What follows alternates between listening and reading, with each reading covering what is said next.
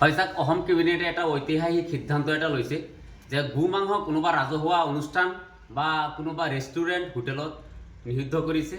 এক ঐতিহাসিক ৰায়। কিন্তু চাওক, নিৰ্বাচনৰ সময়ত যে সামগ্ৰী সমষ্টি শালপৰাত গো মাংসৰে ভোজ-ভাত খোৱাৰ এটা অভিযোগ উঠিছিলে। ৰকিবুল হুছেইন ডাঙৰীয়া এনেকুৱা এটা মন্তব্য কৰিছিলে আৰু সেই মন্তব্যৰ ওপৰতে আজি গো মাংস নিষিদ্ধ কৰা হৈছে বুলি মানুহে কৈ আছে। কিন্তু গো মাংসটো এটা বেলেগ বস্তু আৰু নিৰ্বাচনেই বেলেগ বস্তু।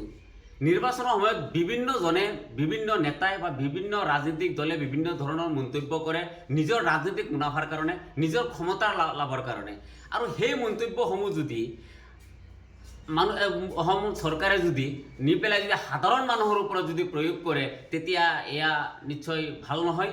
আৰু চাওক, তেওঁ যদি মন্তব্য কৰিছে যে গো মাংসৰে ভোজ-ভাত খুৱাইছে, চাইছোঁ সামাজিক মাধ্যমত এই কথা ভাইৰেল হৈ আছে, ভোজ-ভাত খুৱাইছে, সেইটো ব্যক্তিগত কথা। তেখেতে সেইটো কথা ক'ব নালাগে, কাৰণ তেখেতো 5বাৰকৈ মন্ত্ৰী হৈছে, বিধায়ক হৈছে, গতিকে তেওঁতো ভোজ-ভাত খোৱা নাই। আৰু মুছলমান মানুহ বা সংখ্যালঘু মানুহৰ মূল্য খালি এসাঁজ ভোজ-ভাতেই নহয় যে এসাঁজ ভোজ খোৱাৰ পিছত সংখ্যালঘু মানুহে গৈ পেলাই বিজেপিক ভোট দি দিছে, সেয়া নহয়।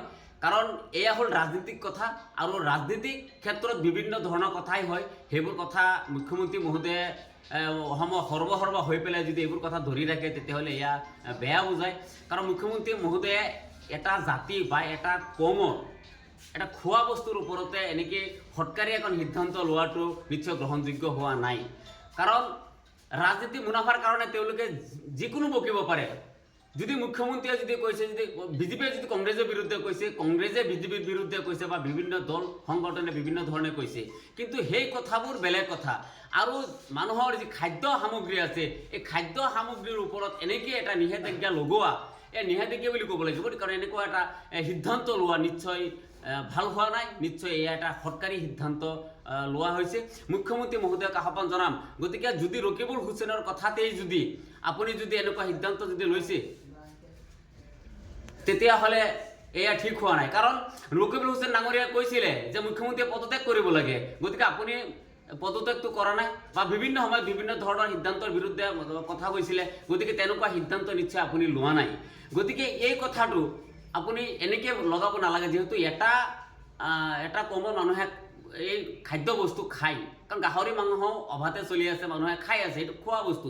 মদাহীয়ে মদ খাই আছে, বহুতে মদ খাই হুলস্থুল কৰি আছে, কিন্তু এইবোৰ নিষিদ্ধ কৰিব লাগে।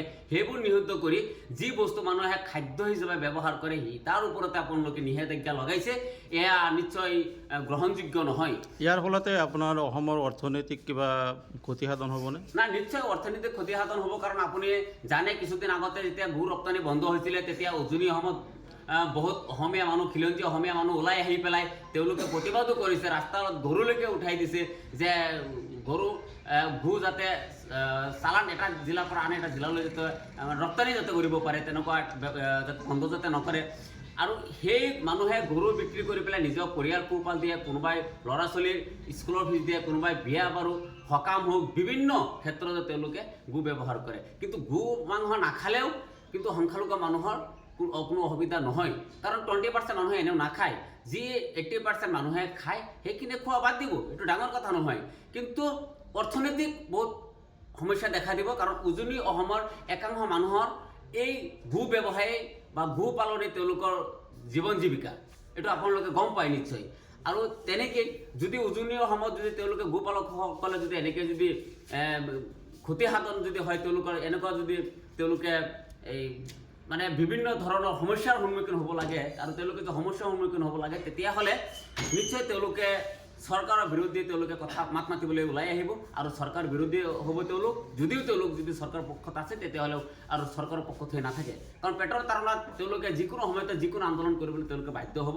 আৰু এই গো মাংস বন্ধ কৰাৰ কাৰণে হয়তো সংখ্যালঘু এলেকাটো যথেষ্ট প্ৰভাৱ পৰিব, গতিকে হয়তো তেওঁলোকৰ ৰাজনৈতিক দলৰো বহুত ক্ষতি হ'ব পাৰে। গতিকে মুখ্যমন্ত্ৰী মহোদয়ক আমি আহ্বান জনাম যে অসমত বিভিন্ন সংখ্যালঘু দল সংগঠন আছে, বিভিন্ন বুদ্ধিজীৱী মানুহ আছে, গতিকে সংখ্যালঘু মানুহৰ ভিতৰত যথেষ্ট উচ্চ শিক্ষিত মানুহ আছে। খালি ৰকিবুল হুছেইন ডাঙৰীয়া অকলেই নহয়, তেখেতৰ কথাত যে আপুনি যে গো মাংস বন্ধ কৰিছে, গতিকে এয়া হয়তো আমি সংখ্যালঘু সংগঠনৰ প্ৰতিনিধি হিচাপে আমি এইখিনি মানি ল'ব পৰা নাই। কাৰণ তেখেত হ'ল ৰাজনীতিবিদ আৰু ৰাজনীতিৰ কাৰণে হয়তো তেখেতে মন্তব্য আপুনি কৰিছে। আপুনি কোনটো সংগঠনত আছে? মই অসম সংখ্যালঘু সংগ্ৰাম পৰিষদৰ কলিয়াবৰ জিলা সমিতিৰ সভাপতি হওঁ। আপোনাৰ নামটো অলপ ক'ব। মোৰ নাম মঞ্জিৰুল ইছলাম। ঠিক আছে।